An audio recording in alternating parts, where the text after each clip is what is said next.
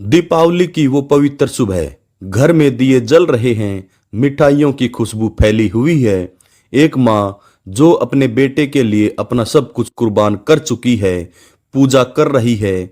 उसके मन में सिर्फ एक कामना है, मेरा बेटा ठीक हो जाए। वो घंटों मंदिरों में बैठी रहती है, भगवान से गिड़गिड़ा रही है, और तभी एक चीख, ऐसी चीख जो आसमान फाड़ दे। खून की नदियां बह रही हैं, और वो बेटा, उसी बेटे का हाथ जो माँ का गला रेत रहा है, चाकू की धार पर माँ का खून टपक रहा है। यह दीपावली का त्योहार नहीं, ये तो नरक का दरवाजा खुल गया था। गुस्सा आता है ना, कैसे एक बेटा अपनी माँ पर ऐसी क्रूरता कर सकता है। ये सिर्फ एक हत्या नहीं, ये माँ ममता का कत्ल है। आज मैं तुम्हें सुशीला नेगी की वो सच्ची कहानी सुनाने जा रहा हूँ, जो चंडीगढ़ के सेक्टर 40 में रहती थी। जो भी मेरे दोस्त चैनल पर नए हैं, प्लीज वीडियो को लाइक करें और चैनल को सब्सक्राइब जरूर करें। सुशीला नेगी नाम सुनते ही लगता है जैसे कोई साधारण भारतीय माँ, लेकिन उनकी जिंदगी कोई साधारण कहानी नहीं थी। 55 साल की उम्र में वो उत्तराखंड की पौड़ी गढ़वाल जिले की रहने वाली थी। पहाड़ों की वो बेटी जो हरी भरी वादियों में खेली कूदी, सपने देखती थी एक खुशहाल परिवार का। गढ़वाल के एक छोटे से गांव में उनका जन्म हुआ। बचपन से ही वो मजबूत थी, स्कूल जाना, घर संभालना, सब कुछ अकेले। शादी हुई एक साधारण आदमी से जिसका नाम था हरीश नेगी।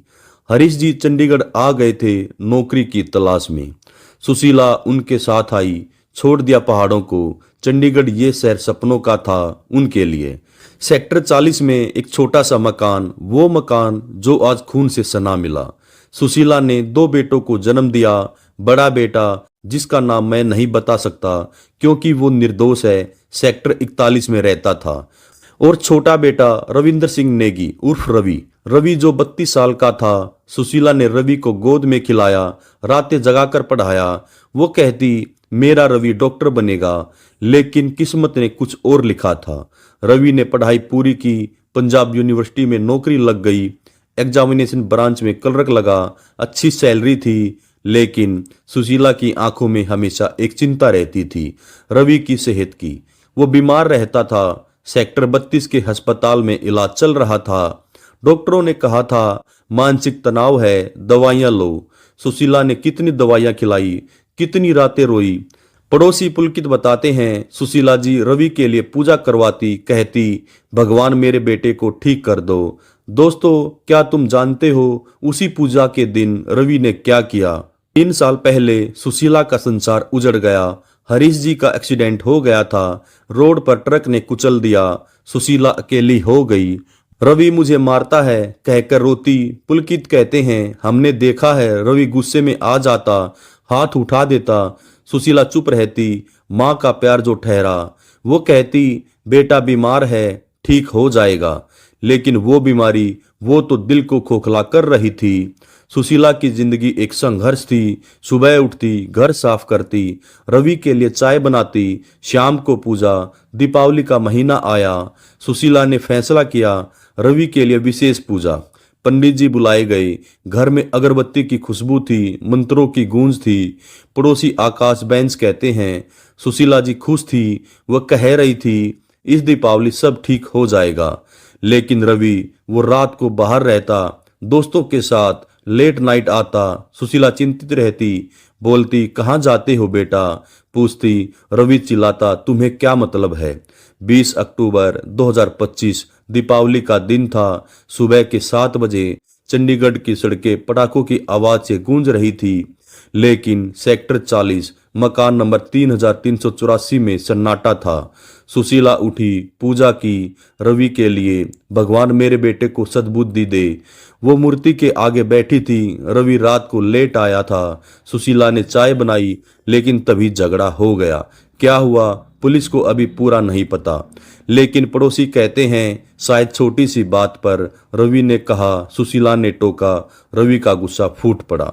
दोस्तों, कल्पना करो वो सीन। सुशीला किचन में है, रवि अचानक पीछे से, हाथ में चाकू, वो चाकू जो शायद फल काटने के लिए था। पहला वार सुशीला की पीठ पर। वो चीखी, बेटा क्या कर रहे हो? लेकिन रवि रुका नहीं। दूसरा वार छाती पर, तीसरा गले पर। खून बहने लगा, फर्श पर लाल खून। सुशीला गिर पड़ी। उसकी आंखों में आश्चर्य था। मेरा बेटा, ये मेरा बेटा मुझको कैसे मार सकता है? पड़ोसी पुलकित ने सुना, चीख सुनी, बाहर तक खून बहा। घर का दरवाजा बंद था, दीवारें ऊंची थी। पुलकित दौड़े। सुशीला जी लेकिन अंदर थी, खामोश थी। सीसीटीवी कैमरा में सब कुछ कैद हो गया था। रवि खून से लथपथ था, चाकू हाथ में था। बैग उठाया और कार में सवार होकर भाग गया। सुबह 7:15 को पुलिस को कॉल की गई। सेक्टर 39 थाना एसएसपी पहुंचे। घर के अंदर गए। सुशीला बेजान पड़ी थी। कम से कम 16 वार किए गए थे गले के ऊपर। डॉक्टरों ने कहा उसी टाइम डेथ हो गई थी। पड़ोसी रो रहे थे। आकाश बेंस ने कहा, हमने सुशीला जी को बचाने की कोशिश की लेकिन देर हो गई थी। इलाके में सन्नाटा था। दिवाली का जश्न रुक गया। लोग सोच रहे थे कैसे एक बेटा अपनी मां को मार सकता है।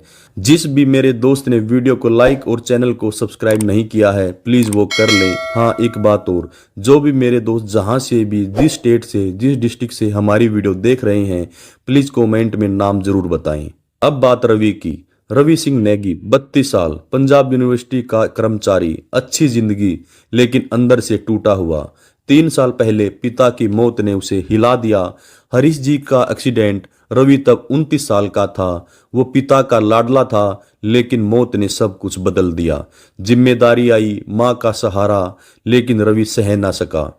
डॉक्टरों ने डिप्रेशन कहा। सेक्टर 32 अस्पताल में इलाज चला।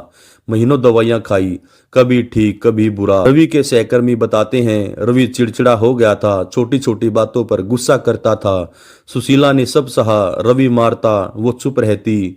पड़ोसी बताते हैं रवि नशा करता था शायद, रातों को बाहर रहता था। पुलिस ने कन्फर्म नहीं किया लेकिन झगड़े रोज होते थे। सुशीला कहती बेटा दवाई ले लो। रवि चिल्लाता तुम्हें क्या पता मेरी पीड़ा क्या है। दिवाली से पहले सुशीला ने पूजा करवाई।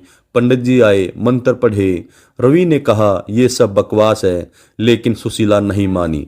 भगवान पर भरोसा रखती थी। उस रात रवि बाहर था, लेट आया। सुबह झगड़ा हुआ, शायद दवाई न लेने के कारण। हत्या के बाद रवि भाग गया था कार लेकर सोनीपत की तरफ, मुरथल हरियाणा। पुलिस अलर्ट हुई, सीसीटीवी कैमरे चेक किए गए। चंडीगढ़ क्राइम ब्रांच ने एसएसपी से मीटिंग की। पकड़ो इसे 5 घंटे के अंदर। मुरथल टोल पर पकड़ा गया। खून के धब्बे कार में थे। चाकू बरामद हुआ। रवि को पुलिस स्टेशन ले जाया गया। पूछताछ हुई। रवि बोला झगड़ा हुआ था, मैंने अपना आपा खो दिया, मारने का कोई इरादा नहीं था। डॉक्टरों ने चेक किया, मानसिक अनफिट है लेकिन दवाइयां मिसिंग है। बड़ा बेटा विदेश से लौट आया। रवि अब पुलिस कस्टडी में है। दोस्तों ये कहानी खत्म हो रही है लेकिन सुशीला की यादें वो तो जिंदा हैं। रवि जेल में है, केस चलेगा, सजा मिलेगी, लेकिन क्या ये सजा मां के दर्द को मिटा पाएगी? नहीं। सुशीला ने कहा था बेटा प्यार से रहो, लेकिन प्यार कहाँ खो गया। दोस्तों ये सच्ची घटना हमें सिखाती है परिवार में बात करो, गुस्सा दबाओ मत, शेयर करो, मानसिक बीमारी को इग्नोर मत करो। माँ का प्यार अनमोल है। अगर तुम्हारी माँ जिंदा है तो आज गले लगाओ, कहो आई लव यू माँ, और अगर बीमारी है तो मदद लो। दोस्तों अगर आपको हमारी ये सच्ची क्राइम स्टोरी अच्छी लगे तो हमारे चैनल को लाइक, शेयर और सब्सक्राइब जरूर करें। नमस्कार, धन्यवाद, जय हिंद, जय भारत।